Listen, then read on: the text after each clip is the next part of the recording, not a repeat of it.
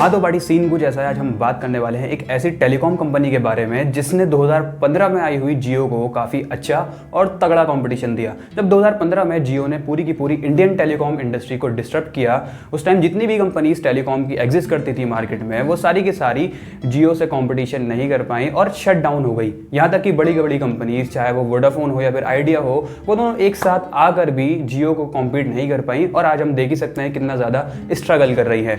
तो एकमात्र कंपनी जिसका नाम था एयरटेल, उसने 2015 में जियो को काफ़ी अच्छा और स्ट्रॉन्ग कंपटीशन दिया। बट पार्टी, आज की इस वीडियो में हम एयरटेल के कुछ ऐसे डार्क सीक्रेट्स के बारे में बात करने वाले हैं जो किसी को भी नहीं पता है, और वो डार्क सीक्रेट्स आगे चल करके फ्यूचर में एयरटेल के बिजनेस को काफ़ी ज़्यादा नेगेटिव इम्पैक्ट कर सकते हैं।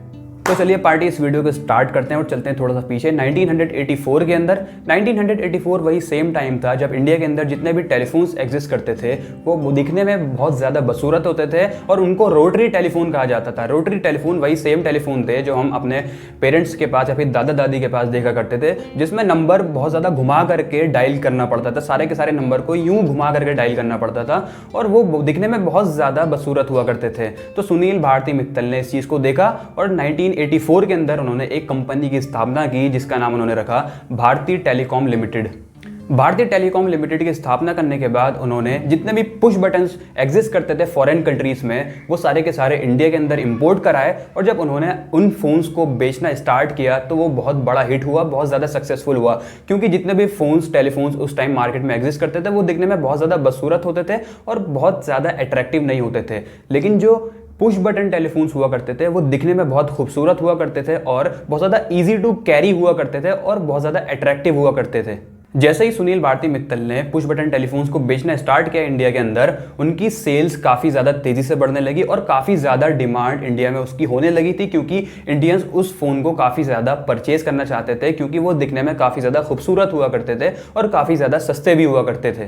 तो बहुत सालों तक सुनील भारती मित्तल ने उन पुश बटन टेलीफोन्स को इंडिया के अंदर बेचा। फिर 1990 के अंदर उन्होंने अपने प्रोडक्ट्स को और ज़्यादा एक्सपेंड किया और ज़्यादा एक्सपेंड करने के बाद उन्होंने फैक्स मशीन और वायरलेस टेलीफोन जैसी और भी डिवाइसेस अपने बिजनेस के अंदर बेचना स्टार्ट किया। बहुत महीने ये सारे डिवाइसेस बेच करके सुनील भारती मित्तल ने काफी अच्छा मुनाफा कमाया और उनका बिजनेस काफी ज्यादा अच्छा चलने लगा।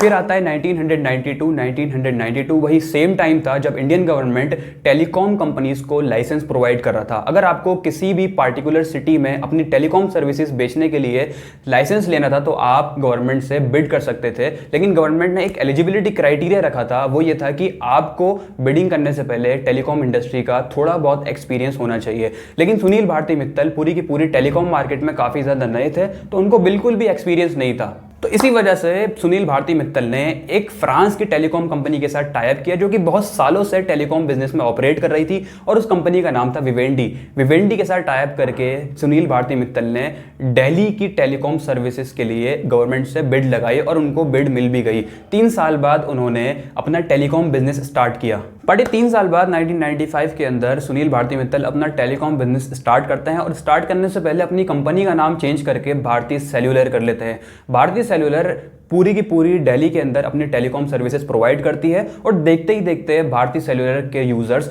20 लाख से भी ज़्यादा हो जाते हैं। और 1995 के कुछ सालों बाद तक सुनील भारती मित्तल का बिजनेस काफ़ी ज़्यादा तेज़ी से और एक्सपोनेंशियली ग्रो करता है। फिर सुनील मित्तल देखते हैं कि इंडिया के अंदर जितने भी ISD और STD कॉलिंग के जो रेट्स हैं काफ़ी ज़्यादा हाई हैं और काफ़ी ज़्यादा हैं और बहुत सारे लोग उसको अफोर्ड नहीं कर पाते हैं। तो यही देखते हुए सुनील भारती मित्तल ने इंडिया के अंदर ISD और STD कॉलिंग के रेट्स को काफ़ी ज़्यादा कम रेट्स पर बेचना शुरू किया। इस वजह से उनके जो बिजनेस है उसको और भी ज़्यादा पुश मिला और भी ज़्यादा एक्सपोनेंशियल ग्रोथ उनकी बिजनेस की होने लगी। पार्टी, चीज आपको बताना चाहूंगा कि ISD और STD कॉल्स के रेट्स को कम करने की वजह से सुनील भारती मित्तल को बहुत ज्यादा अच्छा पुश मिला और उनका जो पूरा का पूरा टेलीकॉम बिजनेस था पूरे इंडिया में फैल चुका था। ये देखते हुए सुनील भारती मित्तल ने फिर सोचा कि हमें अपना टेलीकॉम बिजनेस फॉरेन कंट्रीज में भी एक्सपेंड करना चाहिए। और आज की डेट में हम देख सकते हैं कि एयरटेल का जो टेलीकॉम बिजनेस है लगभग 18 से ज़्यादा देशों में एक्सपेंड हो चुका है, और ये जो सारे देश हैं वो मेनली एशियन और अफ्रीकन कॉन्टिनेंट्स में एग्जिस्ट करते हैं। पार्टी फिर आता है 2002 सुनील भारती मित्तल के लिए एक बहुत बड़ा टाइम था, क्योंकि उस टाइम भारती सेल्यूलर का नाम चेंज करके उन्होंने एयरटेल कर दिया था और एयरटेल इंडियन स्टॉक मार्केट में लिस्ट होने जा रहा था। और जितने भी दिग्गज एक्सचेंज जिस स्टॉक मार्केट में एग्जिस्ट करते थे, चाहे वो बॉम्बे स्टॉक एक्सचेंज हो या फिर नेशनल स्टॉक एक्सचेंज, उन दोनों एक्सचेंजेस में एयरटेल का स्टॉक लिस्ट हो जाता है।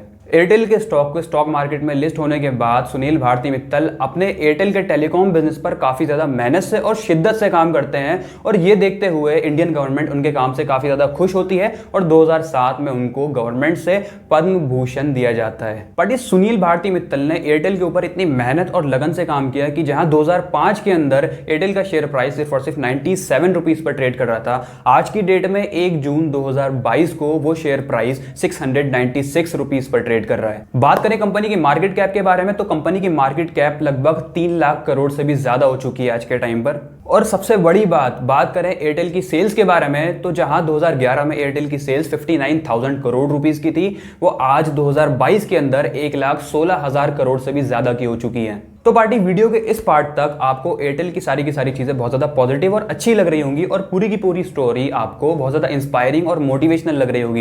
लेकिन अब चलते हैं थोड़ा सा डीप और जानते हैं कुछ डार्क सीक्रेट्स के बारे में जो कि बहुत कम लोग जानते हैं और जो लोग जानते भी हैं वो इन सारी चीजों को नजरअंदाज करते हैं। पार्टी एक बहुत इंपॉर्टेंट बात आपको बताना चाहूंगा कि अगर किसी भी कंपनी को ग्रो करना होता है तो उसको बहुत ज्यादा पैसों की जरूरत होती है, उसके लिए उसको बहुत सारे लोन्स और डेट लेने होते हैं। बात करें एयरटेल की बोरिंग्स और डेट्स के बारे में तो 2011 में जहां एयरटेल की बोरिंग्स थी वो लगभग 59,000 करोड़ रुपीस के करीब थी। बात करें आज 2022 के अंदर उसकी बोरिंग्स बढ़ करके 1,69,000 करोड़ रुपीस के करीब हो चुकी है। अब बढ़ते हुए बोरोइंग्स को देख करके आप सब लोग सोचोगे कि हालांकि एयरटेल की बोरोइंग्स पिछले कुछ सालों में काफ़ी तेज़ी से उभर गई हैं, लेकिन इस कंपनी की ग्रोथ भी तो हुई है ना।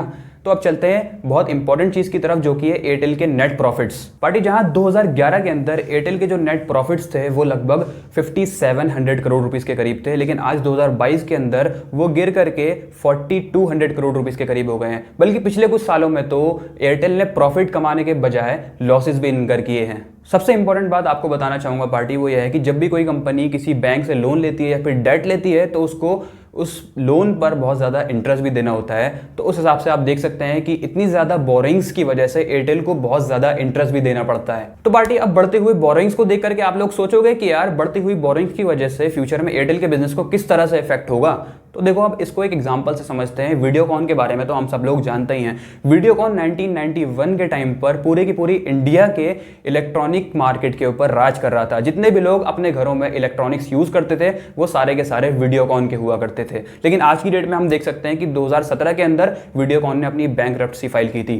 जबकि वीडियोकॉन तो एयरटेल से कई गुना ज्यादा बड़ी कंपनी थी, लेकिन फिर भी ऐसा क्या हुआ वीडियोकॉन के अंदर कि उस कंपनी ने बैंकरप्सी फाइल की। तो इस सवाल का जवाब है वीडियोकॉन का बढ़ता हुआ डेट। जहां 2013 के अंदर वीडियोकॉन का जो डेट था वो 38,000 करोड़ था, वो 2016 के अंदर बढ़ करके 50,000 करोड़ तक पहुंच चुका था। और 2017 के अंदर वीडियोकॉन की पूरी कंपनी की जो वैल्यूएशन थी वो 90,000 करोड़ रुपीस थी, लेकिन वहां उसका जो डेट था वो उसकी पूरी कंपनी की वैल्यूएशन को भी पार कर चुका था। अब आप में से बहुत से लोग बोलेंगे कि वीडियोकॉन के फेलियर के पीछे उसका बढ़ता हुआ डेट सिर्फ और सिर्फ एकमात्र रीजन नहीं है, और भी बहुत सारे रीजंस थे वीडियोकॉन की फेलियर के पीछे, जैसे कि उस कंपनी में होते हुए घोटाले, उस कंपनी में होते हुए स्कैम्स और फ्रॉड्स। लेकिन आपको एक बात बता दूं कि वीडियोकॉन की फेलियर के पीछे उसका बढ़ता हुआ डेट एक बहुत बड़ा और इंपॉर्टेंट रोल प्ले करता है, क्योंकि अगर उसका डेट इतना ज़्यादा ना बढ़ता तो वो अपनी बैंकरप्सी फाइल ना करता, और अगर वो बैंकरप्सी फाइल ना करता तो उस कंपनी में होते हुए जितने भी घोटाले थे वो हमारे सामने ना आते। जितने भी स्कैम्स और फ्रॉड्स उस कंपनी में हो रहे थे वो हमारे सामने तब तक ना आते अगर वो कंपनी बैंकरप्सी फाइल ना करती। तो मेरे हिसाब से वीडियोकॉन के फेलियर के पीछे सबसे बड़ा रीजन उसके बढ़ते हुए डेट था। तो चलिए अब चलते हैं अपने वीडियो के टॉपिक पर वापस कि एयरटेल के बढ़ते हुए डेट की वजह से एयरटेल को फ्यूचर में अपने बिजनेस पर किस तरह से नेगेटिव इंपैक्ट हो सकता है। देखो जब जियो मार्केट में आया था ना तो एयरटेल ने उसको बहुत अच्छे तरीके से सर्वाइव किया था और कॉम्पीट भी किया था, लेकिन आज भी एयरटेल बहुत अच्छा कंपटीशन जियो को नहीं दे पा रहा है। जियो एक तरह से कैश काउ है। जियो के पास इतना सारा पैसा है, क्योंकि अब सब लोग जानते हैं कि जियो के पीछे इंडिया के सबसे रिचेस्ट मैन है जो कि मुकेश अंबानी है। उनको पैसे की बिल्कुल भी कमी नहीं है, लेकिन फ्यूचर में हो सकता है कि जियो को भी पैसे की कमी पड़े और उसको भी पैसे रेज करने पड़ जाएं या फिर लोन्स लेने पड़ जाएं। लेकिन अगर जियो आगे चल करके फ्यूचर में दोबारा से मार्केट को डिस्टर्ब करने की कोशिश करता है या फिर कोई बड़ा प्राइस गेम खेलने की कोशिश करता है तो एयरटेल को बहुत सारे लोन्स दोबारा से लेने होंगे। और पहले से ही आप देख सकते हो कि एयरटेल के पास कितने सारे लोन्स और कितने सारी बोरोइंग्स हैं। बट इसके अलावा बात करें अगर एयरटेल की सर्विसेज के बारे में, तो मैं पर्सनली एयरटेल का कंज्यूमर हूं और एयरटेल की सर्विसेज से काफ़ी ज़्यादा खुश हूं और उसकी सर्विसेज काफ़ी ज़्यादा अच्छी हैं। लेकिन एक पते की बात आपको बता दूं कि जब वीडियोकॉन मार्केट में था तो उसके जितने भी प्रोडक्ट्स थे और सर्विसेज थे वो पूरी की पूरी मार्केट में सबसे ज़्यादा अच्छे थे। But hope for the best, हो सकता है फ्यूचर में चल करके सुनील भारती मित्तल और भी बहुत सारे तरीके और स्ट्रेटेजीज एयरटेल के बिजनेस के अंदर इंप्लीमेंट करें और जियो से कंपीट करने के बहुत सारे तरीके लेकर के आए। तो आज की इस वीडियो में इतना ही। अगर आपको इसी तरीके की फैक्चुअल बेस्ड वीडियोस और स्टार्टअप बेस्ड वीडियोस पसंद आती हैं तो आप मेरे चैनल को सब्सक्राइब कर सकते हैं, क्योंकि फ्यूचर में मैं इसी तरह की और भी वीडियोस लाने वाला हूं। मिलते हैं नेक्स्ट वीडियो में। Thank you.